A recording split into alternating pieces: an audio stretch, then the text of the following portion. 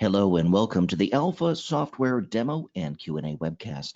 I'm Dave McCormick, VP of Product Management here at Alpha Software, and I'm very pleased to be joined today by Jack Byrne from Start Software. Today, Jack is going to be talking about the various ways you can build Cordova applications and put them together, package them, including the new method that we have, which includes Docker. But I'm going to let him explain all of this, and I think you're going to find it a very interesting session. Of course, you could also ask questions during today's session. Just type them into the questions box or the chat box of the GoToWebinar control panel. We can also take questions at guides, GUIDES, at alphasoftware.com. So let's begin. Hello, Jack. Are you there? Hi, Dave. How you doing? Hey, I'm doing great. I'm going to go ahead and make you the presenter. You should see a dialog box on your screen.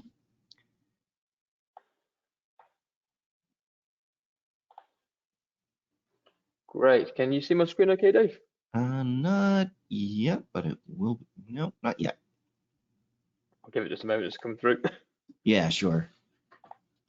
By the way, we did actually do an AV check ahead of time, folks. So this is what gets you, isn't it? Yeah, try. I'm going to make you the presenter again. Actually, let me go back to making me the presenter. And I'm going to go back to you, and we're going to get this done. Okay. Make presenter. All right, why don't we try it again?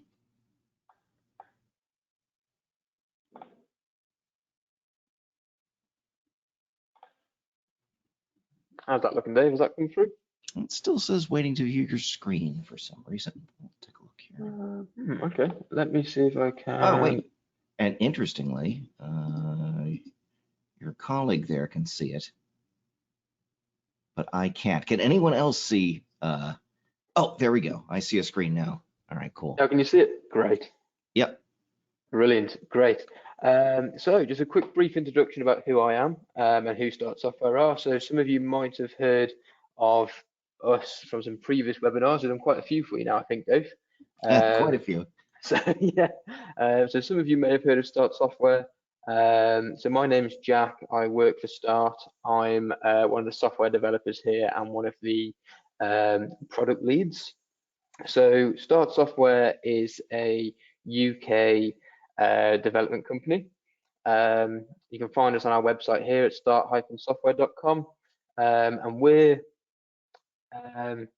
Alpha specialists. So we specialize in all things Alpha. We're one of Alpha Software's professional partners, and we offer all sorts of things really to do with Alpha. We cover all things Alpha Anywhere, development-wise, Alpha Transform, Alpha Cloud. So if anyone's watching who needs any sort of assistance of any of those things, please do get in touch, and we'll be happy to help you out there. So just quickly, some of our expertise here, just on our website. And one of the things that I'd like to talk about today is the deployment of apps to the Apple and Android stores using the Cordova implementation that Alpha Anywhere comes with. So I'm just going to flick back to my PowerPoint just quickly. You still see my screen okay, Dave? That's still all working? Yep, it's coming through great. Real.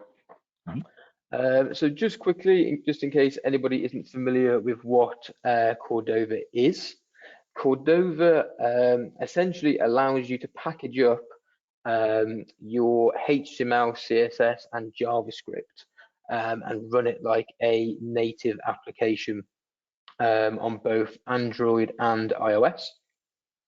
So Alpha obviously creates HTML, CSS, and JavaScript for you, so it can be packaged into a Cordova application. And what I would like to talk about today is the different build options that Alpha comes with. I'm not going to go through building the entire application start to finish. I just want to touch on what the different build ways are. So some of you may have used this before, and this is the Cordova project builder towards the top of the ribbon in Alpha Anywhere. And what this does is it brings up a settings dialog. And it essentially allows you to configure how you'd like to build your Cordova application. So there's quite a lot of settings in here, all to do with different plugins and Android versions, iOS versions, etc., etc. But the main settings are all towards the top here, and it's essentially picking which UX component you would like to build your app from. So this is your sort of starting UX component. So I've just selected UX1 in this circumstance, and then I've left a lot of the things as default. So I've just named the app Alpha Webinar for the moment. And what we're interested in today is the app build target, and this controls how you're going to build your application. So the default that's selected is usually the CLI option. And if we jump into the CLI builder, we'll come through to this dialog here. And what this is essentially asking you is how would you like to build the application on your Windows machine. So the CLI is expecting you to have various bits and pieces installed on your Windows PC, and it will use those to build the application locally on your device. Now, that can be quite long-winded to set up, unfortunately. So thankfully, Alpha does come with a little helper link down here to check if your Windows machine is set up successfully to build the Cordova application. But like I said, it can be quite long-winded to set up, and if this is the first time you're doing it, it might be a bit daunting. So things that you need to install are Android Studio. You need to download all the correct SDKs that you would need for the different Android versions that you'd need. Gradle, Java, setting all these sorts of environment variables to be set correctly. So it can take quite a bit of time to get started. You can see on my machine, I've got everything set up, so I could build from the CLI if I wanted to. But what I would like to show today, which kind of gets around all of those problems, is building with Docker. So this is available in the new nightly build. If you download the nightly build, you should see this option. And it says build Android project for Alpha Cordova Android build Docker container. So if we go ahead and tick that, it's going to use Docker to build the app for us. It kind of hides away all the other options that were there. So what is Docker? So Docker is essentially a way to containerize a bunch of software together. So Alpha have released a image. It's called an image before it becomes a container, which contains everything that you need to build the Cordova application without installing it on your machine. All you need to do is install Docker, just follow the documentation on the Docker website, get it installed, and then just search for Alpha Cordova Android build at the top here and just pull it into your Docker program. Once you've got it here, you're pretty much ready to go to build. You don't need to install Android Studio, Java, Gradle, anything like that, or set any of those pesky environment variables and get all those sort of things correct. So let's have a look at how that works. So if I head back into Alpha, like I said, it's literally just a tick box. So I've got Docker set up. I'm going to click Build App. And what that does is bring up a CLI window. It builds all of the files that it requires. So that's now done. So that's quite fast. you hit the any key to return back to alpha, and you'll get this pop up. And it's basically asking, are you ready to run the Docker container? So we're going to go ahead and press yes. And that will open up another window here. And this will begin building the app inside the Docker container for you. So this is quite handy, quite different to the CLI in the terms of this seems to open in a separate window. So alpha is still free to use. We can open components up. We don't have to wait for the build to take place like we do with the CLI. Docker is handling everything for us and it's running as a background task. So if we head over to Docker, we can see it's generated a container. So this has taken the image, created a container, and it's now running that container for us. So it says running here, as you can see. We can actually click through. Oh, sorry, wrong one. Click through here. And we can see what's happening. We can see the log, so we can keep an eye on it. If we didn't want to use the command line window here, we can view it all through Docker. And that's a much easier way, as you can imagine, to getting set up and getting going in comparison to the CLI. Yeah, I'll just pause here just quickly while that builds. Is there any questions at all, Dave, so far? Or not at the moment, but wow, that is a huge time saver rather than having to install all of those packages and configure them on your computer. Exactly. Yeah. I don't know if you've done it before, Dave, but sometimes it can take upwards of an hour to get sort of set up, whereas getting set up with Docker, once you've got Docker set up, you're good to go in 10 minutes, really. Very cool. Such an improvement. Yeah. And it saves on such a vast amount of disk space as well. Because obviously, as you can imagine, installing all those things onto your PC, all those SDKs that you've got to download for the different versions, this just comes all pre-configured, and you can see here just in the image, it's only sort of 1.8 gig. Whereas when you start downloading everything else, it can be tens of gigs once you've got everything installed. So yeah, this is a much better way of creating the apps for sure. Very cool. So just while that builds, that can take sometimes a couple of minutes just to build. I'll just touch on what some of the other options are. So the other option to build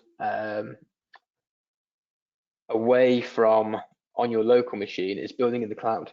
And you can build with something called Ionic Appflow. And that's another option that Alpha's just got conveniently in the app build target. So we can simply change it here just to Ionic Appflow, and now we're building with a cloud service instead. So Ionic Appflow is very similar to the way that Docker builds things, in the sense that it's essentially starting a container but in the cloud, and allows you to build both for Android and iOS, whereas the CLI and the Docker options at the moment only support Android while on your Windows machine. The CLI option does give you the option to generate the iOS build scripts, but unfortunately, due to Apple's restrictions, you do need to have a Mac to build with Xcode installed. But with Ionic Appflow, you're able to get a cloud version built, and you don't need a Mac at your disposal to build anything, which is really handy. So just while we're waiting for the Docker version to build, I'll just show you Ionic Appflow and how that works. So as I said, the app build target can just be set to Ionic Appflow quite easily. We can click save and build for Ionic Appflow.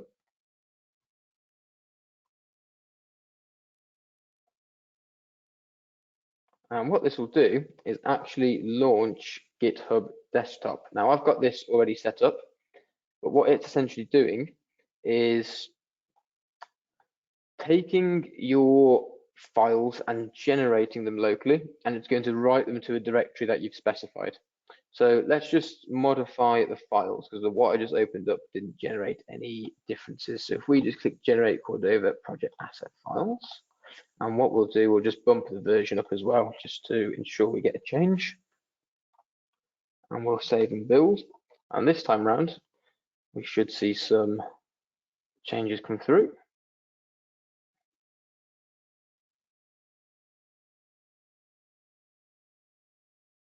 So this usually just takes just a moment or so just to generate all the files for us.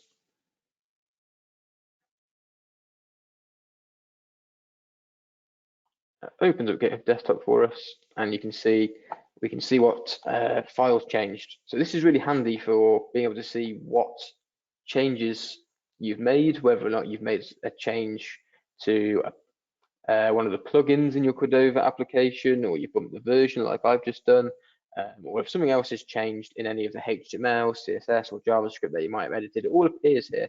So this is really quite handy, rather than kind of just sending it off to Docker or sending it off to the CLI and not really seeing what changes were perhaps made. So we can essentially commit this to a Git repository, and what Ionic Appflow will do is read the files from Git and build the app from there. So let's just commit this up to GitHub. So we'll just put bumped version in there and we'll commit it. So we'll push that up.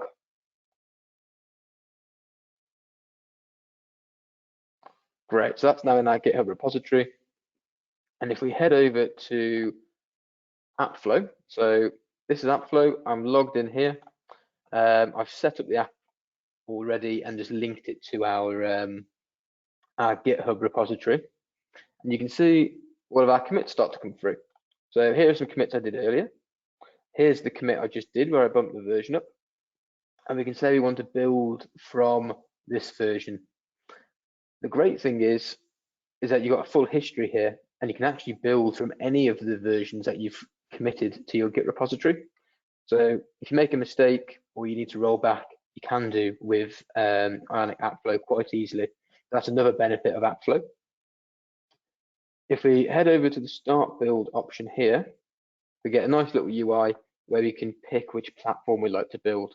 So as I touched on earlier, the CLI and Docker at the moment only offer Android builds locally on your Windows machine.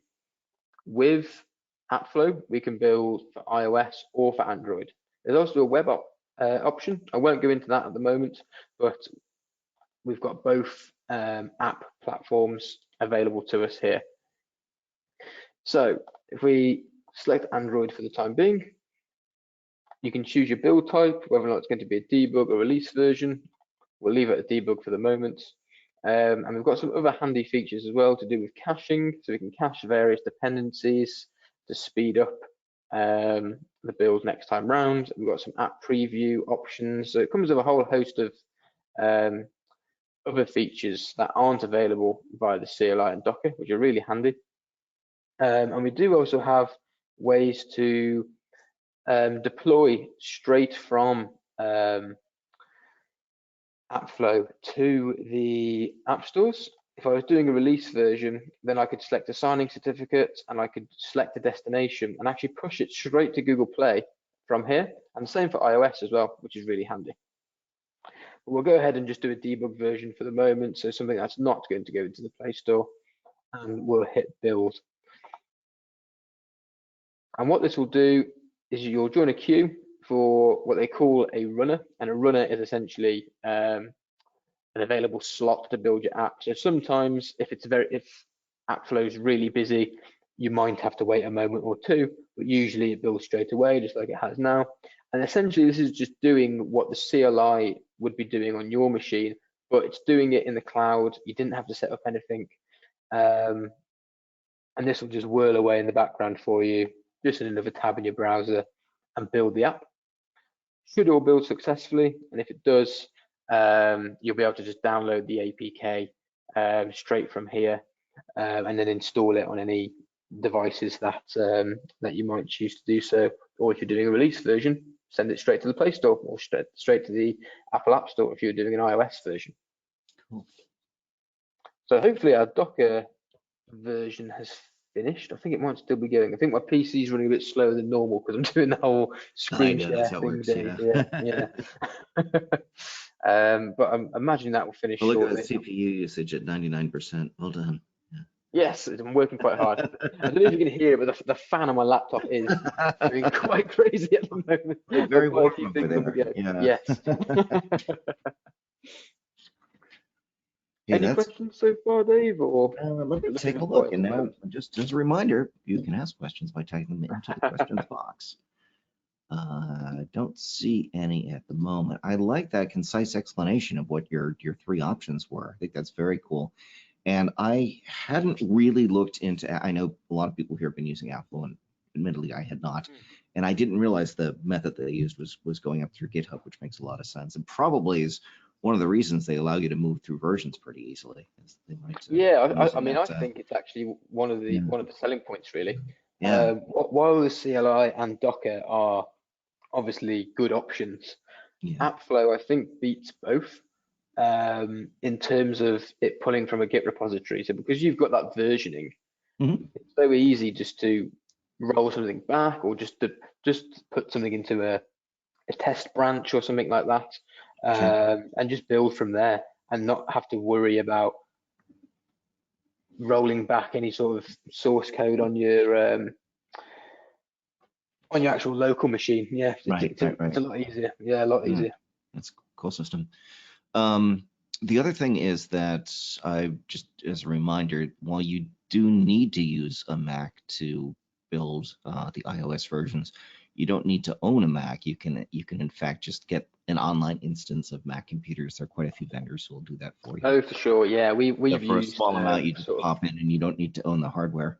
Although that's right. my favorite thing is just owning an inexpensive Mac Mini, and that seems to do the trick. And I just run it headless, and just log into it when I need it. So yeah, I probably didn't make it perhaps fully clear, but yeah, Alpha does allow you to build the iOS version with the CLI. The scripts for you, So, right? yeah, that's right. If we head back over here just quickly. And it might just need to just recreate it, because I just create one with Ionic, so it might just have to back it out. There we are. And if I untick in fact, I don't need to untick it. There we are. We've got the general iOS build script. Right. So what are the other two options for Android, whether you're doing it with the CLI or with Docker, are essentially building the entire app, the actual resulting APK file on your machine. Alpha does offer to build the iOS build scripts for you, and then, as it says here, it can be transferred to a Mac with Xcode installed. So you could get a cloud version, like you mentioned, Dave. We have done that in the past, and that is fairly inexpensive. But it does still obviously require you to know your way around a Mac. Perhaps if you're a bit of a heavy Windows user, you wouldn't be too confident on a on a Mac. And you need to get familiar with Xcode as well, which is a whole nother thing to learn.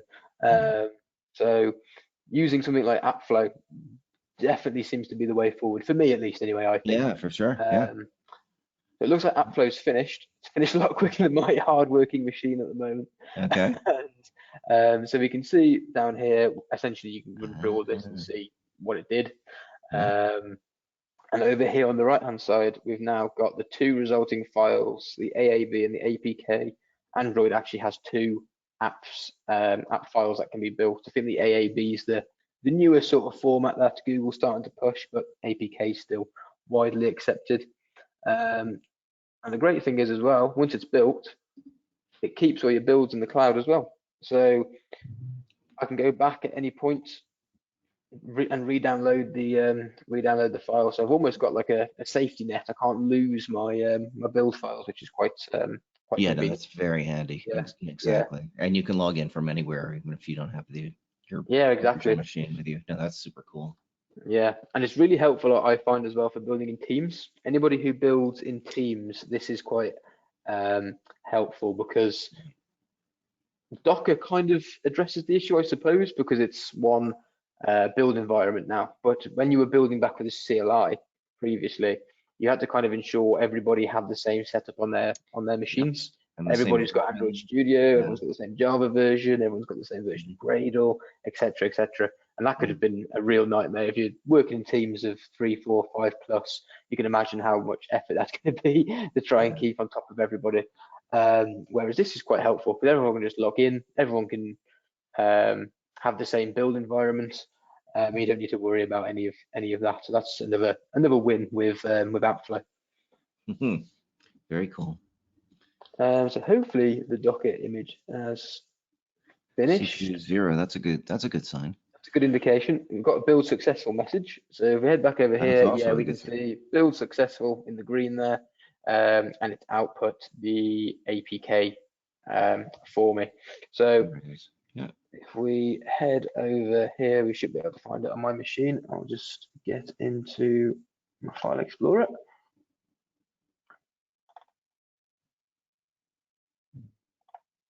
Let's drag that over here. So this is where we built, this is where the targets folder was, which we specified back over here. So C, Cordova CLI apps, Alpha Webinar CLI example. So that's just where I am at the moment. And if we head over to, let's have a look, platforms, Android app build outputs. So let's go there, project, platforms, Android.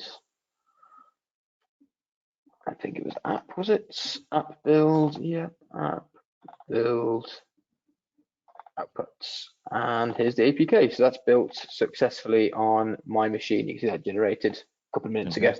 And then I could take that and I could install it on my you could sideload it on Android any device Android here. device. Yeah. That's it. Yeah, exactly. That's it. Some of the CLI options as well can be quite helpful. So you've got some post-package build behavior if you're not using Docker. I mean, hopefully, maybe you could extend the Docker parts of some of these post-package build behavior things that are still available. Yeah, that'd be a good idea. That would be good. Because what's really helpful is these two options here. So you can have your APK uploaded to a sort of temporary S3 storage, and it'll just give you a QR code that you can scan on your phone and just download it straight away. Or if you've got it all successfully configured, which is another kind of job to do with Android Studio, but if you've got all of it configured so you can get your device hooked up as a recognized device in Android Studio, you can actually plug your own phone into your laptop just via USB, and it will auto install it onto your phone and boot it up for you straight after it's built the APK, which is really handy. Yeah, that's very cool. And that's about it really, Dave, just for the actual build options. So those are the three options that you've got. I've got a couple of key points there just to go back to. So the Cordova CLI, really good, but a bit long-winded to set up, and you've only got Android only. Docker is the new option available in the Alpha Nightly build. If you guys give that a download, you should be able to find it. And if you check the Nightly build notes, you'll find all the instructions. And that takes care of all the configuration for you and will save you a bunch of time. But again, that's only Android only for the moment. And then you've got Appflow, which is doing it slightly differently. It's building from a Git repository. So you might just need to have if you're not too familiar with Git, have a look at GitHub and just see what that's about and how it uploads your code there. And then you're able to build both Android and iOS from your Git repository in the cloud, and should be good to go. All right. So just a quick, because I'm going to ask, Ionic Appflow does require you have a membership with Ionic Appflow, so it's not free, but it may save you enough time that it's worth the price if you take a look at it. The other two options are in fact no charge. Cordova and Docker are free for you. Yeah, they're both free. There is actually a free version of Appflow if you have a look. I think there was a free version unless they've removed it. There is a free one, but it does limit you to the amount of apps that you can build at any one time, which might be fine for a small developer too. That's right. Yeah, and then there's a development a small sort of starter package, which I think is only about $50 or something a month. It's not very much. And that then allows you to build pretty much an unlimited amount of apps. And I don't think you'll run into any problems there really. And I think for the convenience factor, I think that's worth it really. So someone just wrote in saying that they've downloaded the latest nightly build, but they can't find or remember where to select that option for Docker. Could you open up Alpha Anywhere and just show us? Yeah, of course. So I'll just head back here. So if you head over to the Cordova option, You'll need the CLI option selected. Okay. Head back to save and launch Cordova CLI builder. So that takes you to the next step. Yeah. And then it's this option here to build the Android project with the Docker the third container. option And then down. you just Yep. tick that there. And then as Yep. long as you've got the image downloaded and you've got Docker set up, this will all just work. I've had no problems with it so far. Excellent. And no problems, meaning everything works smoothly and you didn't have to like contact us a couple days ahead of time and say, hey, there are these bugs and stuff. So that No, that didn't happen. we won't mention that part. It's all working smoothly. It is a nightly build. It's a nightly build. It is But well yeah, done, it's man. all, Well done. it's all good. I think it was a bit unfortunate, the problem we did run into. We did actually download the Docker image, and there was a problem. But what it actually was is that Cordova had released a new version of Cordova Android, sort of the day after. I think Bob had posted it, and I don't think he'd version locked the Cordova Android version to use. So then downloaded the new version that they just released, and it wasn't building successfully with that. So that was a bit of bad luck, really. But it's now all working successfully, and I've not had any problems since. So should be all good. Fantastic. Awesome. Hey, Jack, thank you very much for presenting. Very much appreciated. It was very cool to see the Docker stuff. This is actually my first exposure for me, and I'm sure for a lot of people, to Docker. We kind of knew what it was, but it was kind of cool to see it in action as well. So yeah, sure. Thank you again. Thanks everyone else for attending. If you've got further questions, just send them over to guides, GUIDES, at alphasoftware.com. And if you want to visit Start Software, you will find them at start-software.com. Thanks again. We look forward to seeing you at our next webinar. Take care. Bye-bye.